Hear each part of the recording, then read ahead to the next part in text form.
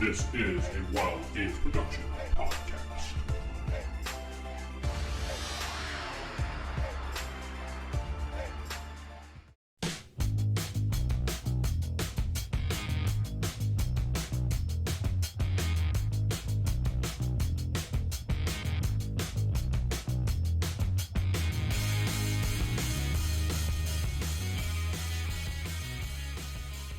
Welcome to the Classic FASERIP podcast. This is issue number 6. I am Vince, sitting along with Nick and Matt. Hello, everybody. So we are live this week, and hopefully, we're trying something new this week. So we'll see what happens because it's a new show, and I don't know. We have YouTube. We're streaming live on YouTube just to see how many people. We promised we would do this one time in the future, and now we're doing it. And see if there's a couple people here listening in right now. Hopefully they will comment when they get to a point where they want to tell us something, and we'll try to answer it live. But until then, we'll just continue along with our show format as normal. And this week, what are we going to talk about? Oh, wait, I think I put it in the description notes already. We're going to talk about supervillain creation and ideas how to do that. But before we do get to that, there was an announcement that the new Marvel file was out. Did you see that? I put that in the notes, guys. Did you guys have a chance to look at that at all? I perused it, and it looks really cool. I know. It's the 90s edition. It's uber extreme. It's uber extreme, yes. Thanks to Andrew Goldstein and Brock, is that Symes? I'm not sure if I'm pronouncing his name. I apologize to Brock for that one. Brock Sampson? No, not Brock Sampson, Nick. Oh, darn.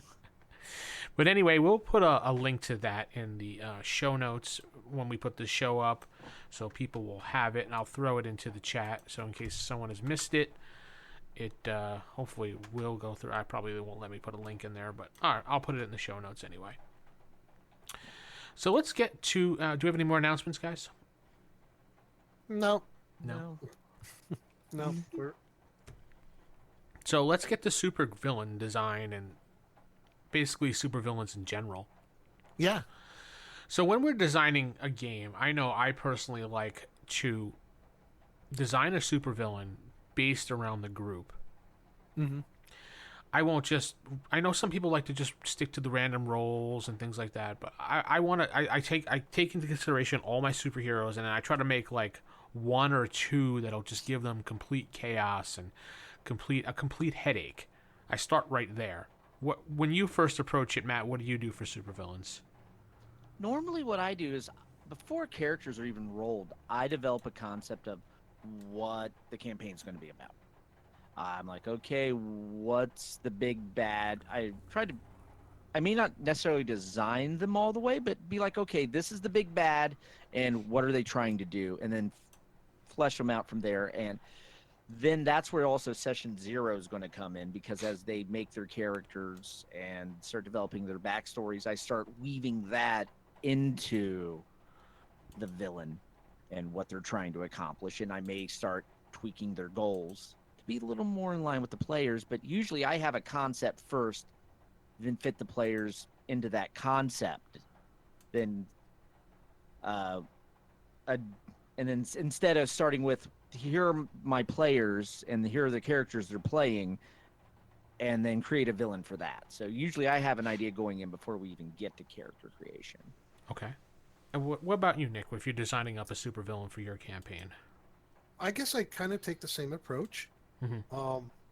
I guess to elaborate a little bit more, during that character creation, seeing where those interpersonal links are between the possibility between the various characters in the group, maybe somewhere in that history of one or several characters may have the seeds to germinate a supervillain out of that, a concept for a supervillain of some type. Like, maybe you had for example, just off the top of my head, maybe you had a character who ultimately is like a super science-y type. They're very smart, and maybe they're like Gadget Man or something like that. Right. And they make all these cool gadgets, but they're like but they're not as cool as Tony Stark. They're kind of geeky. But maybe somewhere in the past when he was going to school, maybe a classmate of his, maybe they had a falling out, or maybe even a college professor who kind of tried to mentor the kid, and maybe that somewhere in that past history, that professor then became Dr. Throw a villainous name, fill in the blank here. I know that's terrible, but kind of get my drift. Look in the characters' backgrounds, maybe see where there could be certain points in their history where maybe a villain could pop up, as far as like they knew this person at a certain point. It doesn't necessarily have to be like that, but I mean, I think that's a good way of starting it. Maybe even sometimes just something I completely off of my design, had nothing to do with the characters, but maybe throughout the campaign, the interaction between other things happening in that game world, this villain will make his appearance. But that's one way of doing it, at least from what I see. Yeah. All right. Well, so we got an idea of how we start it. Mechanics aside, so we don't really want to focus on that when we're doing this at all, because anybody can look at the book and just decide either roll, pick, or use points and base it off of whatever else. What makes a good supervillain? What makes him not the mechanics? Obviously, an origin story, a reason for him existing, the background of them. Has to be something that makes him pop, makes him come to life. Not just sit there and, aha, I am a villain, cookie cutter. I am the gingerbread man. Albeit if the supervillain's name was Cookie Cutter. Okay, well, that's a different story. Cookie cutter man. We'll work on that later. Yes. But it really comes down to, what's his motivation? Why is he a villain and not a hero? Right. What do they want? Do they want wealth? Do they want fame? Do they want power? Do they want to blow up the world? Raise Cthulhu? Anything is plausible. It just... Maybe you dealt with that before. Yeah, maybe just a little. But it all comes down to, what's driving them to cause strife that's going to make the players need to interact with this character. And that's really what it's going to come down to. And you could what is this character going to do that causes the conflict and is going to cause the players and the characters to have to respond? Right. I know some of the things I look at as far as a background, and I asked this from a couple of coworkers of mine, because they're really big into comics. One of them actually does his own comic and everything. So shout out to Sean there. Hey, and I kind of threw the idea to him, like, we're doing this show, and I value your opinions. What would make a really great villain, in your opinion? In the background of a supervillain, what needs to be in his background to be really compelling as to be a villain? And I remember one of the things that we threw out was, I think the generic thing is like maybe something in his background was there's some sort of tragedy, and that can be true. That's an easy way to go on it. But what if there isn't anything tragic in their background? Oh, yeah, good point. Maybe they don't see themselves as a villain at all. Right. Maybe they feel justified by their actions. Right. Think of like a Magneto. Right. He doesn't see himself as a villain. He's seeing it as, I'm he trying sees to help himself the savior of the mutants. Right. And that can be an interesting villain type too. One where when the villain gives their speech revealing all their plans and why they're doing it, and you sit back and you're like, you're right. Mm-hmm. If you have a villain where it's like, he's kind of got a point. Magneto's a good example of that. Does Victor Von Doom kind of fall into that too? I don't see him as No, I don't think so. I think he knows. Because he'll sometimes work with heroes because it suits him. He's more pragmatic in what's going to help me accomplish what I want to do. My ultimate goal. Okay. Yeah, he's the more diabolical, and he's more to, I will use anything to accomplish my goal, be it help my enemies if it suits me, or torture my enemy's enemy. Right. Another guess- good example of a classic villain, maybe not superhero, supervillain caliber, but Cobra Commander. Come on. He never thought he was the victim or the villain. Well, he always thought that, and also I like writing down in the notes here. I think a lot of the villains have a sense of superiority about themselves. They feel better than everybody else. They are better than themselves. Everybody else, at least that's what they are trying to. Oh well, Doom would fit under that easily. Well, that's what Right. yeah, Victor Von Doom, absolutely. Dr. Doom fits that to a T. Yeah. Thanos of Titan, absolutely fits that as well. He feels superior to everything in the freaking universe, you know. Dr. So- Octopus. Dr. Octopus, here you go. Absolutely. I think a lot of villains have that about themselves. I don't think there's a lot of villains that like feel sorry or bad about themselves. Right. I mean, I can't think of any off the top of my head. You know? Yeah. Right, because normally the villain, at least the head villains, will have that confidence in themselves instead of that self-doubt. Mhm.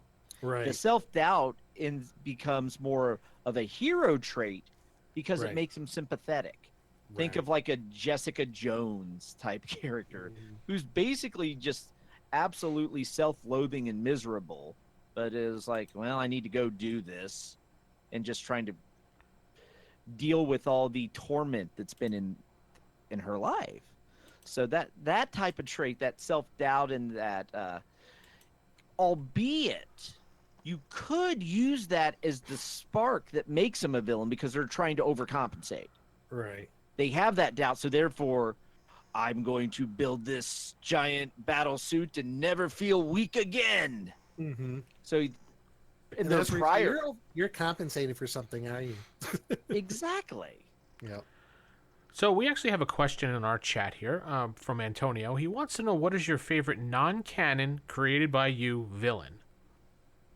I haven't really created anyway for a Marvel game yet. In my game, since it's the reverse, They're on and this. they're the players are all the villains, and I have to create superheroes.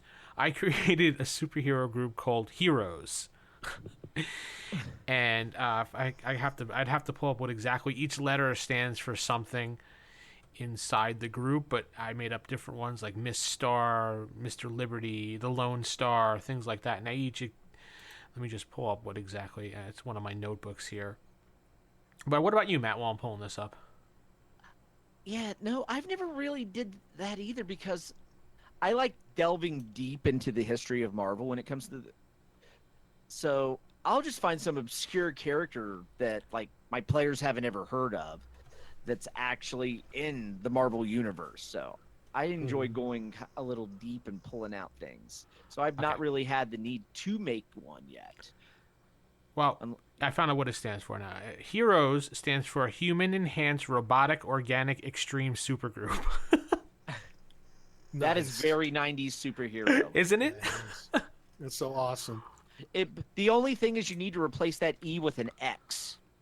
Oh, yeah, but no, I can't do that. Extreme. It wouldn't make sense, though, if I put an X. Well, then just capitalize the X in extreme. I guess you could do that. No, then that wouldn't make sense either, because if you're capitalizing, you're using that letter in the word. But It's not the going to be 90s. Heroxes. It doesn't need to make sense. It's the 90s. It's the extreme. It's lots of lines in every character drawing, McFarlane style, Oh God, yes. or the crazy proportions of Rob Liefeld. Hey. Some of those proportions. Well, I won't get into. This is a family-friendly show. Wow, now, Nick. Wow. Yeah, so where was I? I don't remember. We were talking. Someone was asking about like supervillains that you've created. They're non-canon. Well, yeah, I created the Captain Lone Star, Longhorn, Miss Star. Those are just to name a few for my superheroes that go against the villains in my campaign. And I got a couple new episodes of my actual play coming out real soon. I just got to edit them up a little bit to clean them up. But what I actually did do was they finally attracted the attention of the superheroes. Like, they were going insane. They at one point they went down into the middle of Dallas and they started destroying it because they were just like, literally they were like, I take the gravity and I take one of the tallest buildings in central downtown Dallas and push it over onto the side. I'm like, holy crap. So they started doing that, and I'm like, okay, I'm all right. So, and then they're like, we leave as soon as they were done. I'm like, all right, there's really no way they're going to be caught. So I'm thinking to myself, all right, what am I going to do? So they did it again to another section of the city. So I said, this time you hear a jet sound like going across the sky. And they're like, well, we look around. And I'm like, yeah, you don't see anything. They're like, well, what did it sound like? I said, it sounded like a jet. Little did they know that it was the Quinjet. Agents of S.H.I.E.L.D. were tracking the activity. So once they figured out where they were, then I had the superheroes come in and attack them. Because not only did they do that, when they were driving away, one of the players decided to have his character stand on the back of the van and destroy the city as the van was driving forward. Well, just like leaving a trail directly to them. And I'm just like, what? You know you're going to get caught. And then, boom, superheroes came in, wiped them out like 2 seconds because they lost one of the main components. See, when I designed the superhero group, I designed it so that it would be an even fight for everybody. So if one of the components of the super group was missing, the fight was going to be one-sided, which was because one of the components was missing. I'm sorry, the supervillains. Because one player was busy researching back in their evil lair, Dr. Evil, pinky up to the mouth here. And the rest of them went out on the rampage. So without his dynamic in the group, there was nothing to protect them against the one from Miss Star's psychic abilities. Oh, so, wow. yeah, they wound up getting them captured. They went on into a secret S.H.I.E.L.D. facility. And then I pulled a fast one on them because I released them into the middle of nowhere.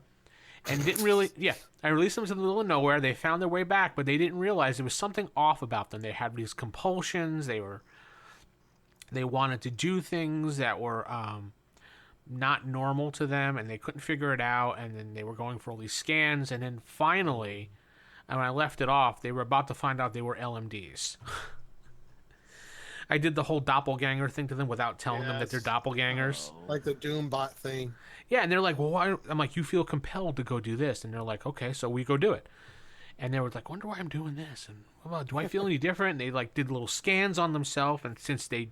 Why am I wearing a tutu and riding around on a unicycle? Why? Since they're LMDs, they're programmed not to know that they're LMDs. They just interact until a certain key point triggers them to attack. Oh, man. Yeah, so we kind of left it off there. And after the game, we stopped, playing for the session. They're like, oh, my God, man, I never thought about LMDs. That was a good call. I was like, yeah. That's awesome. So that's a little story about my campaign. Yeah, that's cool. So maybe kind of going along with that is, like, when you create these villains... It sounds like maybe they have to be a little nuts, a little insane. Do you think that might... I mean, there are certain supervillains where you could tell they're just outright, berserkowitz, I mean, Yeah. The borrow from another universe, Joker, obviously. We don't speak of that universe. I'm sorry. It's crossed over. It's okay. Oh, that's right. We figured out. What was that one I'm trying universe? to think of anybody... Like in the Marvel universe, I guess, like as far as like villains, they are known to be just like insane. They're insane villains. You could say like Carnage and Venom. Yeah, I guess so. Yeah, that's something I could think of offhand. I mean, the original Venom before he became a hero. Yeah, Eddie Brock before he became a good guy. Deadpool's kind of nuts, really. Oh, well, but he's not really a villain. He's kind of an anti-hero kind of thing. He at this point, he was a villain, villain, though. He was a villain. He was a Deathstroke ripoff that no one cared about until he started breaking the fourth wall. Yeah. And then once he became a parody of himself, then everything got popular. Yes. which I think kind of also brings up being like you were talking like Deadpool, who were like a villain that became a hero. What about? I think the most compelling villains are the ones that were once heroes, and the one I could think of would be like Bucky Barnes when he became Winter Soldier. Oh Right. yeah, that's true. Yeah. You know, I mean, he eventually became a hero more or less in his own right, but he was Cap's right hand man, and Wasn't he that eventually the Oh. Russians got him, brainwashed him, turned Was him into Winter Soldier. wasn't what's his name that led the Thunderbolts? The one that assembled the team originally. Baron Zemo was his name. I can't. Yeah, Wasn't Baron he a little Zemo bit was a insane villain. himself? he was in that whole Hydra, Masters of Evil. Yeah. That whole.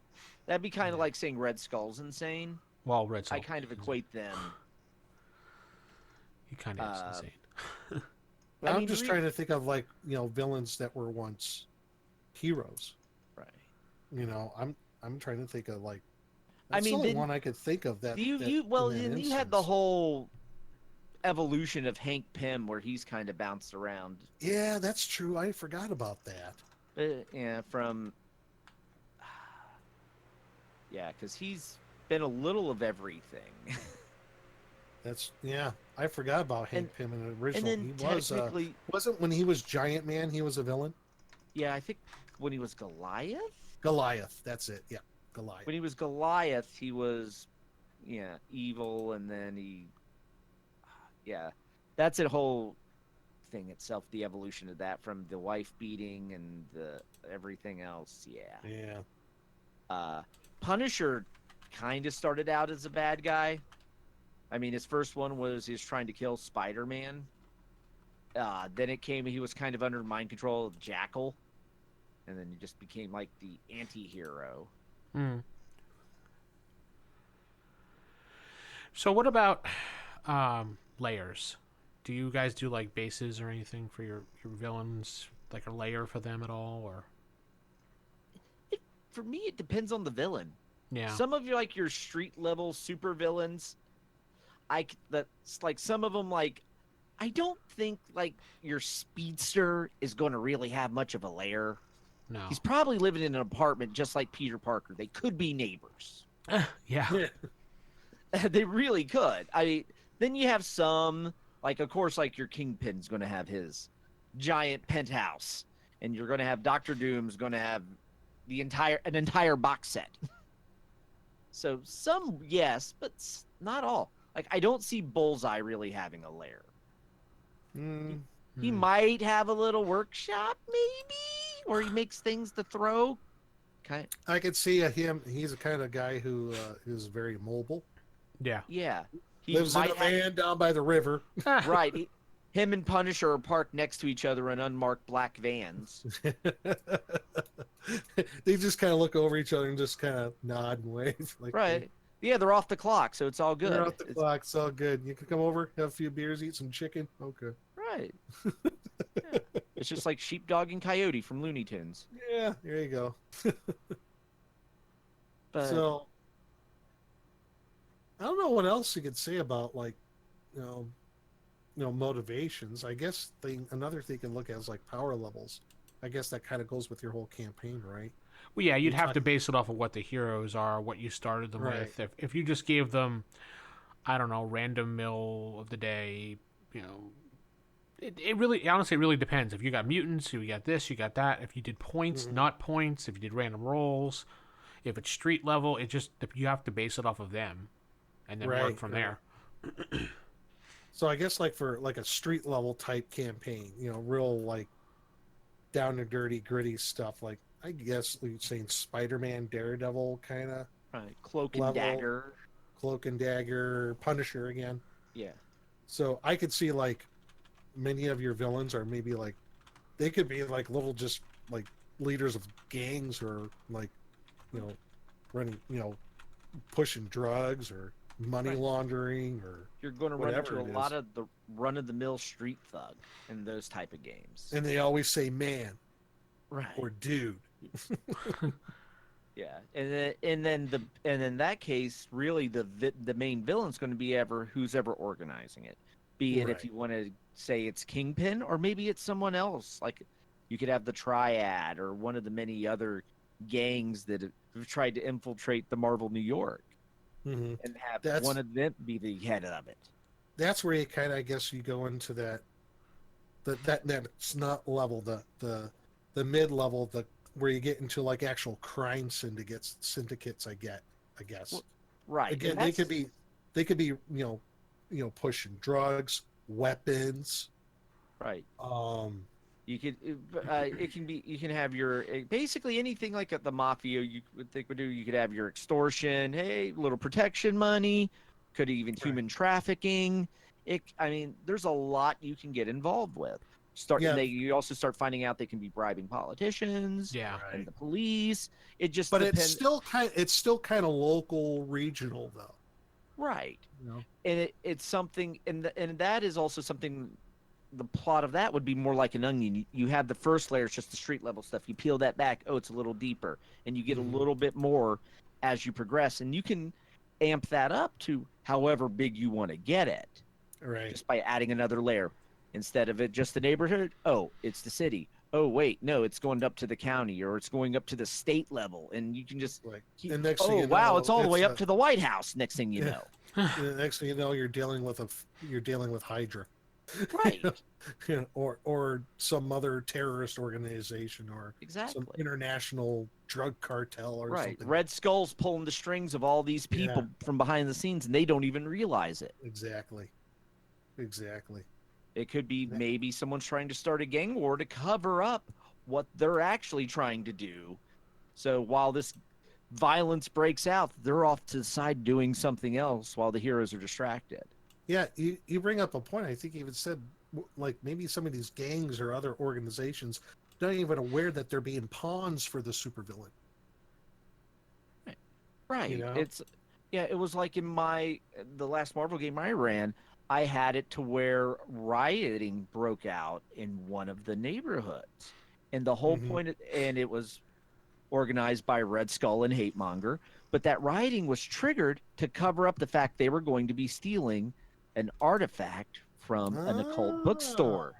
So A when little the riot's distraction. going down, the buildings are in flames, yoink, the heroes are occupied trying to Is prevent all that the this. campaign? That's the campaign where they tried to summon Cthulhu. Yes. I love when I hear that campaign. If you got notes on that, I want them. I will see what I have because unfortunately it was very much week to week and making it up on this I go. Pulling it out of your If- butt. If you Yep. can like get some basic notes, and if I could, I would love to use that concept. But it was like Red Skull was involved, and who else? Hate Monger. And Hate Monger. Right. Oh, what a creepy combination. And I'm it actually serious. spawned off of there's the module Concrete Jungle. In the opening scene of that, there's actually a riot that breaks out that was triggered by this spray or by this poison that gets in people and it makes them violent and angry. So I said there was like a peace protest, like a peace rally going on. So everyone's all nice. But then all of a sudden they start breaking out fighting. Wow. So the heroes get involved. And then they start to figure, oh, wait, there's all these rats around. And I literally just stole the intro from that module, but instead of having going up to Craven and Kingpin and going that way with it, because that's kind of how it was portrayed. I said that poison was actually made by Hate Monger to incite hate in people, because And that's what he Hate does. He's Monger's- got the whole gun that does it. Oh, So man, He that's instead scary. has this poison so that way he can start that riot, Wow, which will let him get that object. Hmm. So that is cool. And you know what? You brought up something like it was a peaceful protest initially. What if I think some of the organizations, the larger groups, it could be like a small like local group, whatever it is. The facade is that they're good and that they're nice, like I'm sorry, I'm going to borrow from DC. LexCorp, right? Yeah, Lex Right. Corp, right? Lex Luthor is the head of that. He's a heck of a villain, but he has a whole corporation that he uses for, I'm sure it does some beneficial things for society as well, but it's to his own ends, which are nefarious. Right. Trying to think of another. I could even see Kingpin Isn't doing AIM that. like that? Advanced Idea Mechanics, the corporation known as AIM in the Marvel universe. Well, I equate them along the lines of like another Hydra. Just then that type of organization. I thought AIM was kind of like, that, but Yeah. I mean, I could see Kingpin doing that for the public face of his. Everyone knows Wilson Fisk, the businessman. oh yeah, they're a fictional terrorist organization. Duh. Advanced Idea Mechanics. I forgot about that. Yeah. But I could see Wilson Fisk, the businessman, making a donation to a building that burned down, and maybe his people are the one that did it. Right. Just like it, in the game that I was running, they eventually get a tip from Wilson Fisk because something happened at one of his businesses he didn't like. And he kind of had the in on who was involved. So he kind of just said, you should go looking over here. He didn't do it because he wanted to save the world. It was like, this is bad for my business, but I don't want to get involved with this. So here, I'll help you because you're solving a problem for me. I'm just trying to think of, like, what are some organizations, corporations in the Marvel universe that are like. I mean, you could even say like William Stryker and the whole like pushing for Sentinels and that type of stuff. There you go. There you go. He's got the facade of I'm the good guy because I'm trying to protect humankind. I'm trying to protect America, and I'm going to make all these Sentinel robots. Because mutant is bad. Yes. Right. The next thing you evil. know, you got the ultimate Sentinel robot, Nimrod. Yep. And next thing you know, your days of future's past. Yeah. There you go. So I think, a lot of those where the organization is like, quote unquote, benevolent, but it's not, and at least behind it, or right. And those make great covers. And that also makes for some interesting play for the heroes because they can't just go directly at them because then they could be perceived as the menace that needs to be stopped. Exactly. And what if that organization is so socially and also economically entrenched that any attack on that organization could have some socio-economic impact, negative impact. Right. Talk about scary. Talking about a little conundrum for your superheroes. Right. It's like, how do you thwart what they're doing without bringing them crashing down? Bringing everything else crashing down around you. Yeah, exactly. Yeah. Yeah, that's quite a poser for them, if you will. And then I think that's really what it comes down to is what sort of challenge are you presenting to the players? Is it going to be one where they need to use their wits to thwart them in physical combat? Or perhaps it's more of that mental game of chess, trying to one-up each other. Yeah. Without actually getting involved in fisticuffs. And I think getting a balance of that makes for a really interesting campaign. Yeah, I was going to say a little bit of both. You got some action, you got some intrigue going on. You got to have a little bit of both because not everybody's interested in just, punching out the supervillain. They're really interested in the story and the background that's going on too. Right. And I think that's also where your different types of villains come into play and where you use them in team ups. Like your Kingpin is your more cerebral villain. He's not going to be out there beating people's faces. But he's done it. He does a good job of it. He can, but he doesn't like to. He would rather like to dirty his hands. Exactly. He'd rather pay like Bullseye to go do his job. Maybe Boomerang. Right. Or just some of these other villains. Have them do the work for him. It also gives him plausible deniability should something go terribly wrong. Sure. So, and that type of team up is how you get the mix to make a really compelling campaign. And I think that kind of leads up to like the next major topic there, where you're talking about not just team ups, but maybe a whole super villain group. It's really tough with supervillain groups because those egos bouncing off of one each other, and it's. Right. I always think of the Legion of Doom. Mm-hmm. Yeah. I borrowed from DC. Well, they have some good ideas. Why not? Yeah, but I always think of them sitting around that big table trying to get along, and that old joke, them arguing constantly about what they're gonna do just to get lunch. So, Right. Yeah. Or you could even think of like the Decepticons. oh boy, How you have Right. Megatron. Most of them will follow Megatron, but you still have Starscream over there trying Right. to take that top spot. Phew. And you have So it these Insecticons, which are totally mindless. Yeah. Right. And GI Joe with Cobra, every one of them are trying to slit each other's throats left and right anyway. So. Right. Right. Destro and Destro, Cobra Commander. Then they threw in Serpentor and then you have, what was it, Darmot, Zaymot, what was it? Zaymot Zaymon and and Tomox. Zatanna, Yeah. the twins, The twins. Yep. and then with the Dreadnoughts. Those were their flunkies. Mm-hmm. The whole Serpentor thing was when they wanted to get a better, more qualified leader to lead Cobra, and it just turned into a complete, utter disaster of a dictator that they all decided to hate towards the end. So Right, Yeah. because they forgot to put Sun Tzu in him. Well, they didn't forget. They just failed at getting the DNA of Sun Tzu. So therefore, they lost the art of war. Yes. and the balance of life, pretty much. Exactly. That's what the whole art of war was. So, Yeah. because it was missing Sun Tzu, Serpentor was nuts. It's still cool as hell, though. Well, that's the thing with the supervillain group. It's like you're saying, the Legion of Doom. How do you keep them all in line? I was watching, again, DC. I'm going to use this. It was one of their Justice League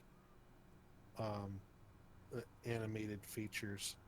I think it was. It's like an old Was person. was it Justice League War? No.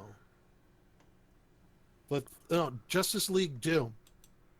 Right, okay. If you haven't seen it, watch it. It's actually very good because it's like their take on Legion of Doom, but it's not Lex Luthor that's heading it. It's another character who's like tens of thousands of years old, and he goes with an angle on getting these villains involved with, well, initially money.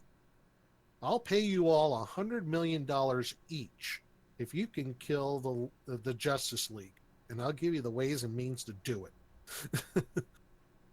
And then he gets a little more involved with his own dastardly plot, and they're like, "Oh, we didn't know it was going to go that far, so we really don't have a choice now." I don't want to give it away because it's actually very good, but I guess that's another way. Basically, Yeah. you have the guy who's the lead supervillain of the group. He's just really, really wealthy. He's paying all these underlings to do most of the work for him. Yeah. Or you could think of like the Brotherhood of Evil Mutants. They share there an you go. ideology they believe in. They have a And common it also cause. And it happens to be that their leader is one of the most powerful mutants. So Mhm. therefore, that power discrepancy also kind of keeps them in line. Because really, any of the Brotherhood, one-on-one against Magneto, is not going to go well for them. Right. There's the only thing is I don't think the groups can be all too big, because I think we've all seen where, like, you have Doctor Doom and Red Skull and I guess Magneto. Those guys are heavy hitters. Do you think those three are going to get along? No, they're the leaders. No. They would all They're want the to be- leaders. right. Their groups would be more in conflict with each other, but they would also each have Exactly. their own army. Right. And that was in Old Man Logan. Old man Yeah. Logan.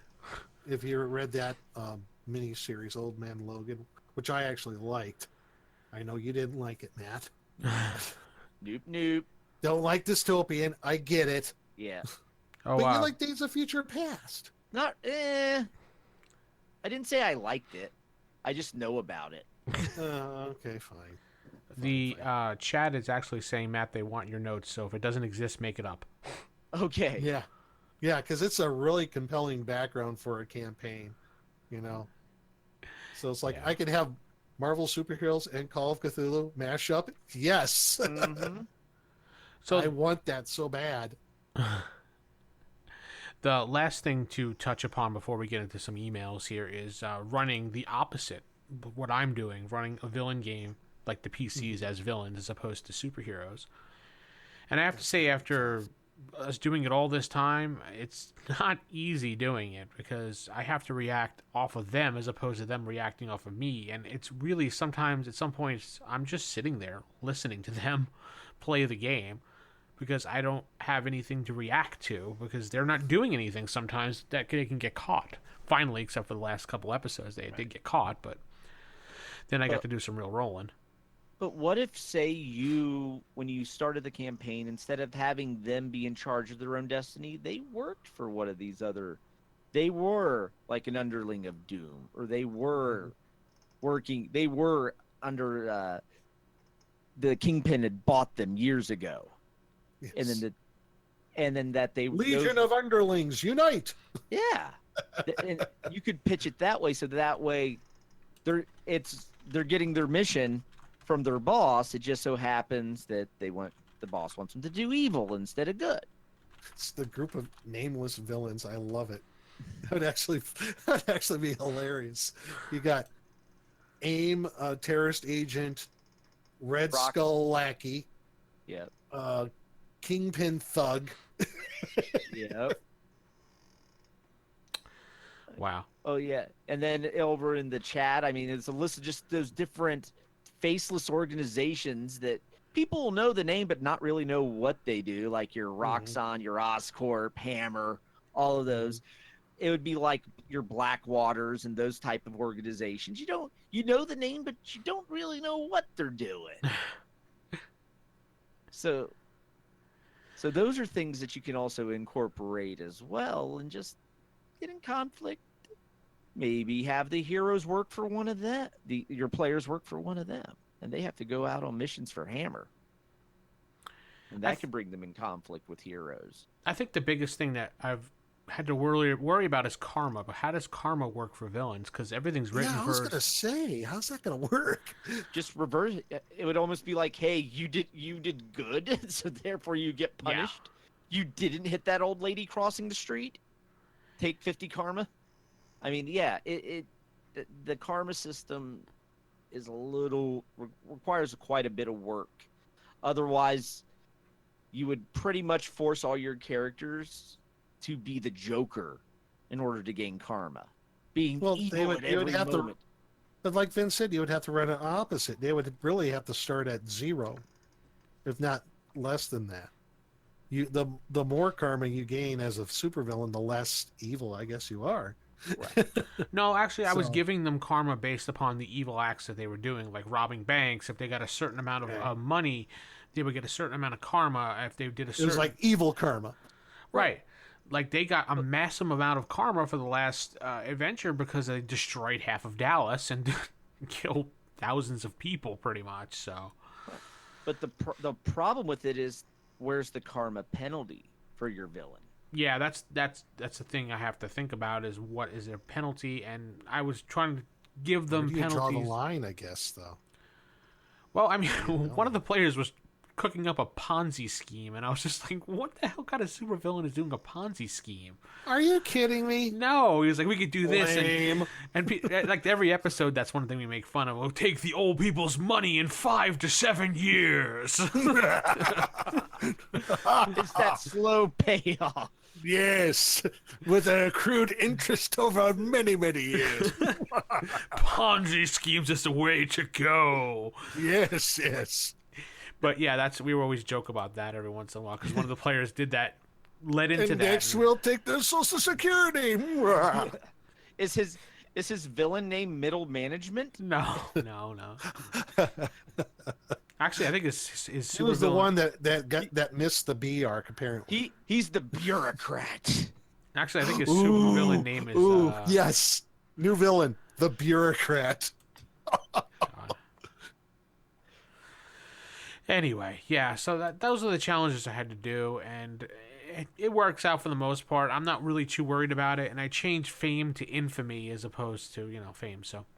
Oh, gotcha. So they're slowly becoming infamous as we speak because now they've been on the news and they've been caught a couple times in the past, but managed to get out of it. So their names are starting to get thrown around, and eventually they're going to get the big people coming after them. I mean, right now the Texas Heroes are after them, but Right. They've already drawn the attention of Shield, so and the Sentinel services as well. Yeah, Oh. but Shield's going to have to deal with the bureaucrat. Little do you know, there's a bunch of red tape before the mission to go against these villains will be approved. Thanks to the Find this bureaucrat. in triplicate. I'm cutting your funding 50%. Oh, jeez. Anyway, why don't we head into some emails, Matt? Sorry. All just right. hilarious. That sounds like a villain that you would have like in The Tick. Yeah. Yes, that actually does.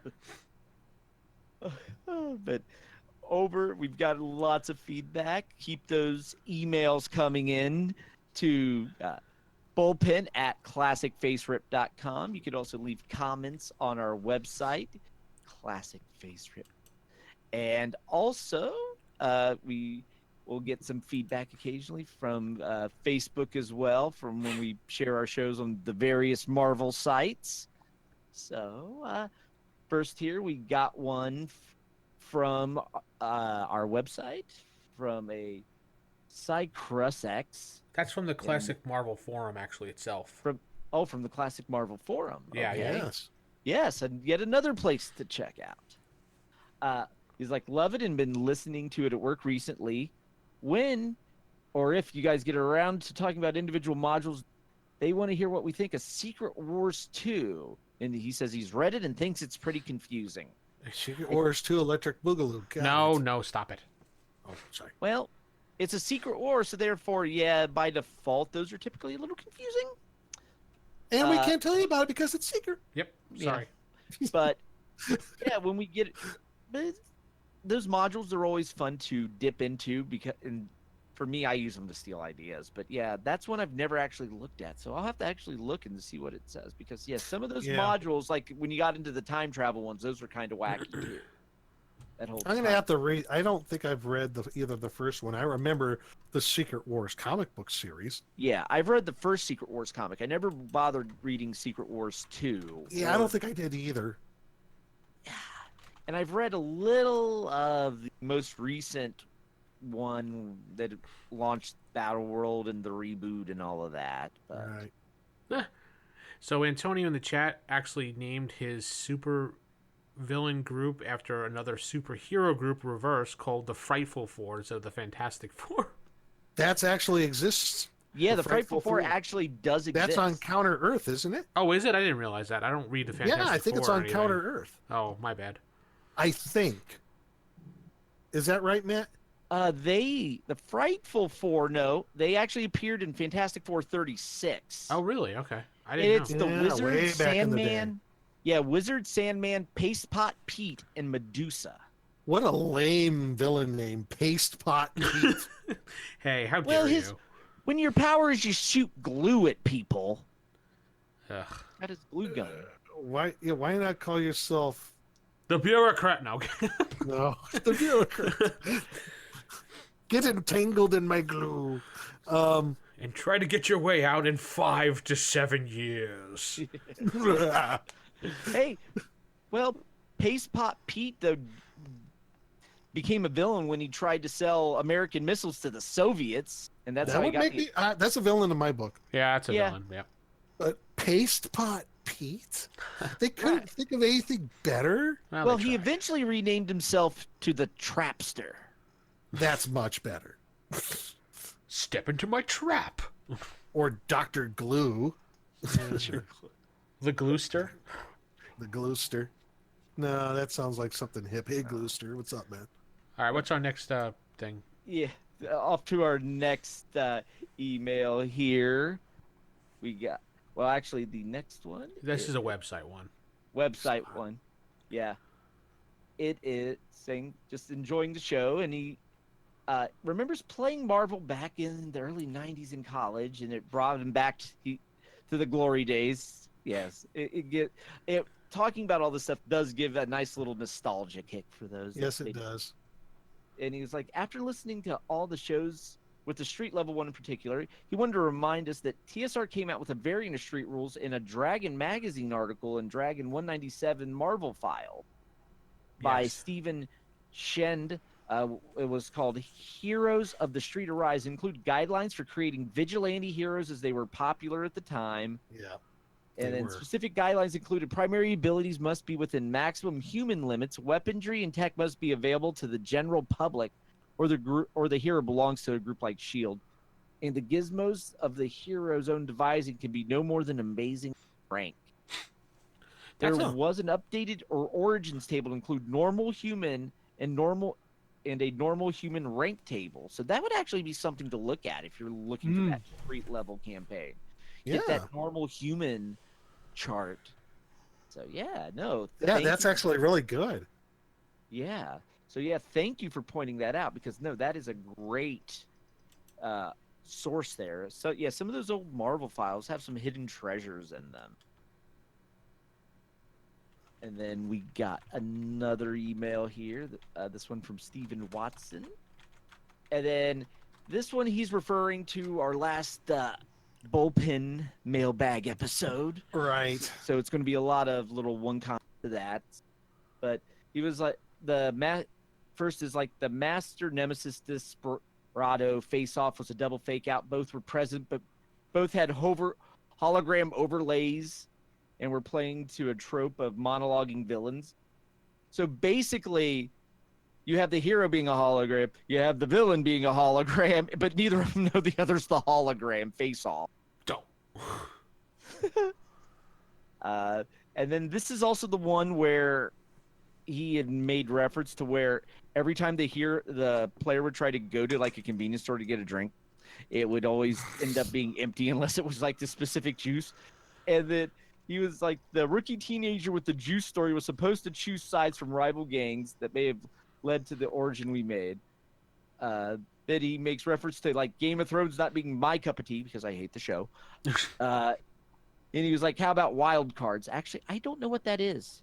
He said he ran a home campaign of Superworld before doing anthologies. Wild Cards, I think, is an Image comic, wasn't it? That's Wildcats. Wildcats. Okay. Yeah. Yeah, Wildcats in that time frame. Then he's like he also put the Roddenberry mention was to continue Trek without the J.J. Abrams relaunch. And then he also mentioned he had the thing with the sentient cats. Mm-hmm. That island. It's like he said, just explaining those a little more. The Van Cats were still on 4 legs, could not use hands, and talked through telepathy. Okay, that's weird. Yeah, he had the Daily Bugle had a picture of his name laid out, but not a pic of him. Gave him a reputation for his undercover role. That's weird. Yeah. So basically, the Daily Bugle actually kind of helped him by giving him a cover story by publicizing the cover. And then he apologizes about the stats for Princess not having the stats for Princess Buttercup because he gave us the Princess Bride stat blocks. All right. Yeah. She was in another castle. Right. And then it was like we talked about Namor, and he was like, "Those in the movies, those rights have returned to Marvel." He said. Oh, really? Yeah. Interesting. And then he said, "Once Upon a Time actually had a tie-in with Emma Frost. Never had the show or issue." Well, I don't know. That was, I think, Elsa, not Emma Frost. Yeah, that was right. I think that was Elsa. That was Elsa. Definitely Elsa, because I watched the show. So I watched the show up to season 5. So yeah, that was Elsa. You fell off too. Yeah, I fell off we fell off like second half-ish of we made it to Dark Swan and fell off in the middle of it. Yeah, it started getting really odd and weird and just boring, so it was just meh. Well, the other problem the show had is season 3 was a mess because Jennifer Goodwin got pregnant. Season 5, Jennifer Goodwin gets pregnant. And then the last season prior to the reboot, Jennifer Goodwin was pregnant. She also left the show. Jeez. Right. Completely. So Snow White and Prince Charming were procreating a lot during the time. Like season 3 had to be completely rewritten. hence why they stopped showing her from the waist up for a period of time, and then You mean hence waist why down. in like season waist 6, down. yeah, and then hence why season 6 she was laying down in most scenes. Oh, They gave her a that's why. sleeping curse because she was pregnant. So, but anyway, no, this is not the Once Upon a Time podcast. Yes. Next time on the and- Once Upon a Time podcast, Matt tells us about the pregnancy of the behind the scenes. Well, my Where they wife shoulder loves from Jennifer. the waist down. Why? Yes. All right, My let's go. wife loves Jennifer Goodwin, so that's why I know way too much about Jennifer Goodwin and Josh Dowd. Oh well. Anyway, she also goes and says, like, Namor fought Paul Destine, a.k.a. Destiny, who had the Serpent Crown. Namor was given amnesia and compelled to live for years as a drunken bum afraid of water until found by the Johnny Storm and dropped in the harbor. I vaguely remember this. I vaguely remember that from some...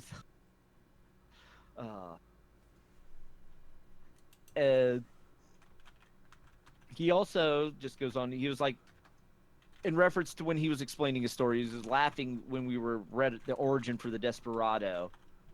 He said that he included the juice thing in it. He liked how he picked up on the juice. And then he also had to include it because we talked about Big Red Pop in one of the earlier episodes. Oh yeah, Big Red's yummy. Mm-hmm. He also some more Namor facts here. Is Namor fought against the Human Torch, the first one, the robot Jim Hammond, several times until Germany attacked Atlantis, forcing Namor to be allied with the Torch and Captain America as the invaders. Yep. As the invaders, yep. And then it was after World War II when he had the whole became an amnesia drunk.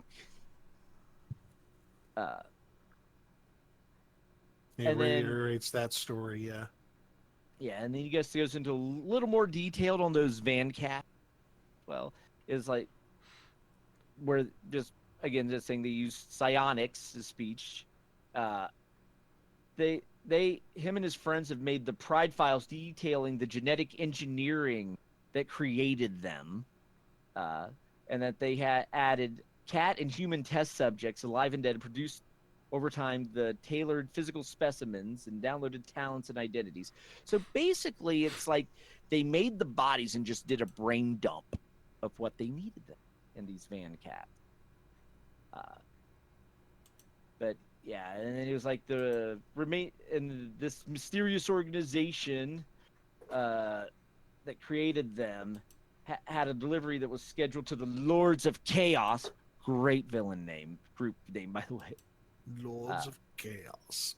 Until an escape by 2 other people exploited by the Pride, and then basically he had a whole feline-based campaign off that idea of the Van Cats, because he had the members of the Pride, the feline group, was the Gray Stalker, Leona, Gold Pacer, Aslan, Snowfang. There was also a Nightshade, a Kuga, and Glacier. Thundercats. Oh. Yes, Thundercats, ho! Lionel! And then he references a Marvel file too that had Liberty Legion in it, that had stats for Bucky and the first Baron Zemo and Baron Strucker. So that's another reference to those old dragons. And then he also said he thought about combining like the Gifted from the Fox into the Marvel universe and using, as both titles use Baron von Strucker. In the comics, Strucker created Hydra on behalf of Red Skull after falling out of favor with Hitler, and then Magneto and Xavier stopped Hydra from getting the Nazi gold. And then he had experiments done on his own children, bringing out their mutant powers. The children were called Fenris and created their own organization by the same name. And then in the Marvel universe, Strucker experimented on Pietro and Wanda, Quicksilver and Scarlet Witch. And then the Gifted had the original Fenris active decades ago, with later generations shortening the von Strucker family name, disguised with Fenris, and trying to neutralize the mutant gene with Trask Industries, later Sentinel Services. And you can see Baron Zemo active in World War II with divergent family lines. His direct line leads to the Gifted, while his cousins lead to the Wanderer and Petro Cap. So basically, it's like tying two different universes into one, just to flesh out the Baron von Strucker from. Because I'm really, unfortunately, though, not really familiar with Gifted from the Gifted from Fox, so I don't really get all that reference. But I am familiar with the other Zemo. But no, stealing ideas like that and like blending other media and then throwing them into your villains just gives them a nice little unique twist. So, and in reference to that Dragon magazine Marvel file, the Liberty Legion, I remember that one. I think I still have it somewhere. There was like the heroes were like Spirit of 76, Liberty Girl, and there was a couple others. And yeah, that was supposed to be that was a pretty interesting take on some, like, I guess you call it classic era characters. Yeah. Right, like a Bronze Age almost. Yeah. When like the first run of superheroes post like Batman and Superman. Mm-hmm. Back when you had your comics in like Captain America punching Hitler. Yeah. Mm-hmm. Because when you get into like the Atlas comics and all those other prints prior to Marvel and DC, you can find some interesting things. Oh yeah. And especially if the character wasn't picked up later by them, you could actually mine those for ideas and unique villains for your players to do combat with that they won't know unless they're really deep into comic book history. Good point. All right. And just, not to mention going back and just reading some of those old titles is kind of fun. Very different. Yeah. Alrighty, well, that's going to wrap things up for tonight. And we're going to have to say goodnight to everybody and head over to our website, classicfaserip.com. Email us at bullpen@classicfaserip.com. I got that right this time? Yeah. 570-865-4210 is our voicemail hotline if you want to leave a voicemail. And keep those comments coming. Keep those emails coming and suggestions. And maybe we'll do this chat. Maybe we'll do this live experience yet again some other time. What do you guys think? Yeah, I like it. It was fun. All right, cool. Well, good night, everybody. Good night.